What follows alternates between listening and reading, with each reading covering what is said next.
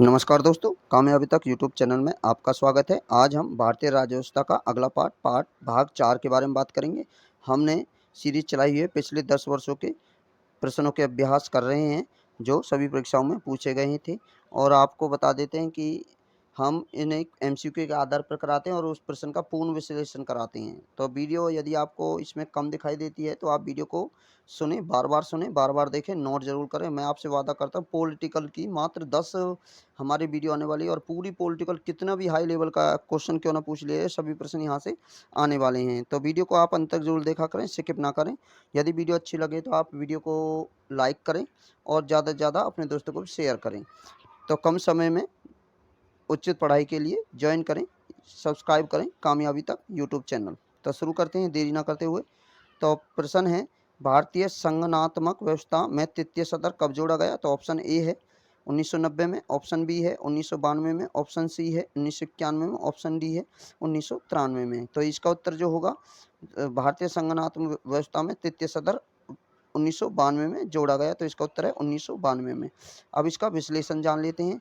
73वां संविधान संशोधन ग्रामीण स्थानीय सरकार से संबंधित है, तो जिसे पंचायत राज संस्थानों में रूप में भी जाना जाता है। तो क्वेश्चन आएगा कि पंचायती राज संस्थानों के रूप में कौन से संविधान संशोधन को जाना जाता है? तो इसका उत्तर होगा 73वां संविधान संशोधन। पूछे कब हुआ था? 1992 में हुआ था। 1992 में किया गया था 73वां संविधान संशोधन, और जो पंचायत राज संस्थानों से संबंधित है। तो अब बात कर ले 74वां संविधान संशोधन। 74वां संविधान संशोधन शहरी स्थानीय सरकार से संबंधित है। याद रखें, शहरी स्थानीय सरकार से संबंधित है, जिसमें जिसे नगर पालिका भी कहा जाता है। तो प्रश्न क्या बन सकता है? 73वां संविधान संशोधन किससे संबंधित है? तो ग्रामीण स्थानीय सरकार, जिसे पंचायत राज संस्था भी कहते हैं। 74वें संविधान संशोधन शहरी स्थानीय सरकार, जिसे नगर पालिका भी कहा जाता है। तो अब बात कर लेते हैं 73वां संविधान संशोधन। 73वां संविधान संशोधन अधिनियम 1992 में तत्कालीन प्रधानमंत्री बी नरसिंहा राव के कार्यकाल में प्रभावी हुआ। तो याद रखें, ये प्रश्न ये भी बन सकता है कि 73वां संविधान संशोधन किसके कार्यकाल में, किस प्रधानमंत्री के कार्यकाल में हुआ? तो इसका उत्तर होगा बी नरसिम्हा। तो बी नरसिम्हा राव के कार्यकाल में हुआ था। 24 अप्रैल 1993 में 73वां संविधान संशोधन अधिनियम लागू हुआ था। याद रखें, 24 अप्रैल को राष्ट्रीय पंचायत दिवस मनाते हैं। तो राष्ट्रीय पंचायत दिवस कब मनाते हैं?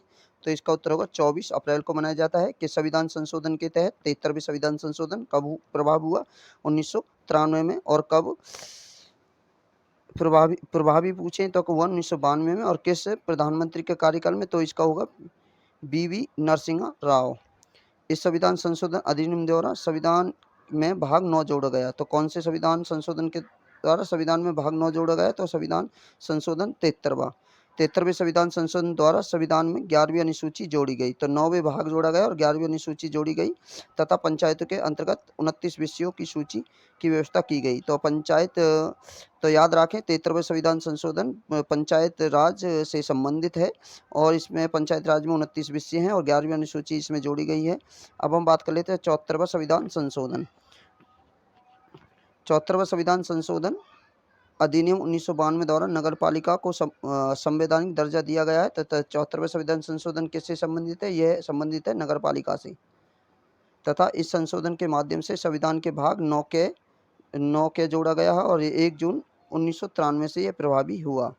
तो अगला प्रश्न है, सूची 1 को सूची 2 से सम्मिलित कीजिए और सूचियों के दिए गए कूट से सही उत्तर चुनिए। तो सूची ए है भारतीय सशस्त्र अधिनियम, जो 1876 में। बी शाही पद अधिनियम 1878 में।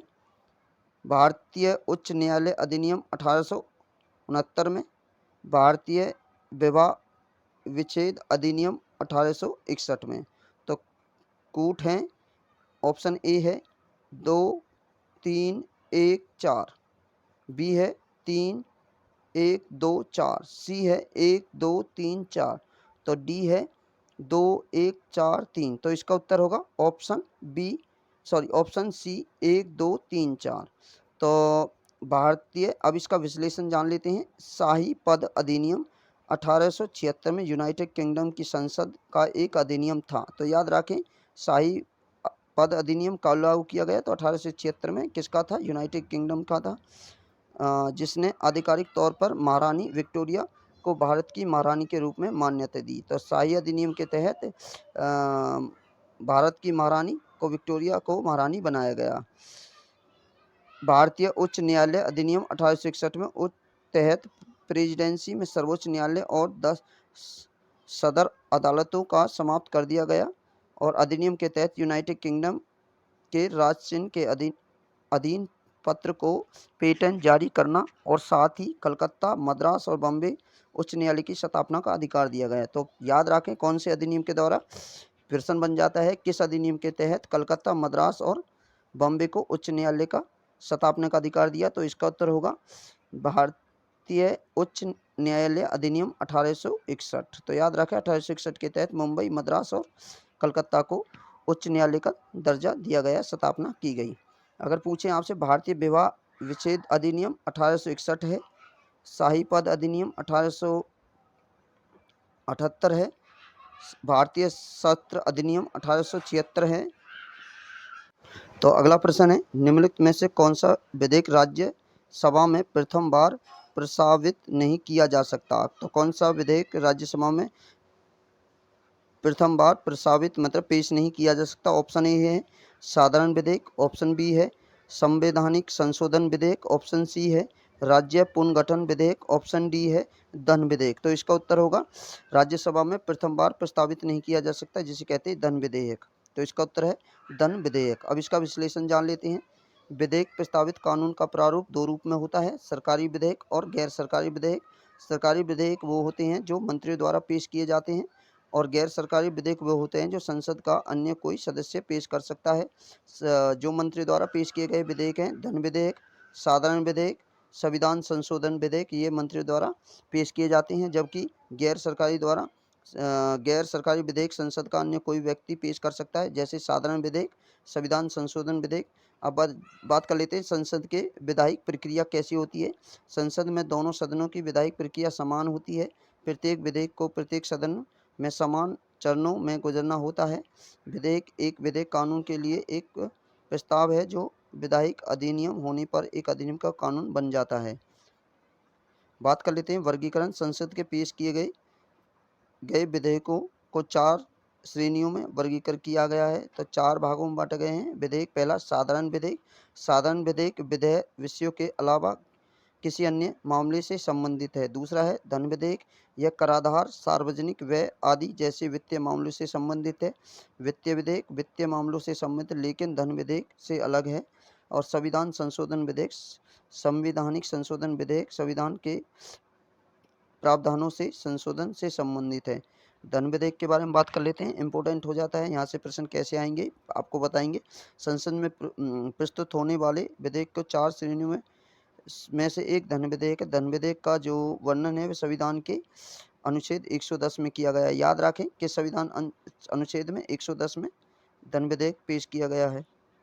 वर्णन संविधान के अनुच्छेद 109 के उपबंधों के अनुसार धन विधेयक से संबंध में राज्यसभा के पास सीमित शक्तियां होती हैं। तो किस अनुच्छेद के तहत विधेयक के संबंध में राज्यसभा के पास शक्ति होती है? तो इसका अनुच्छेद होगा 109। याद रखें बिल्कुल।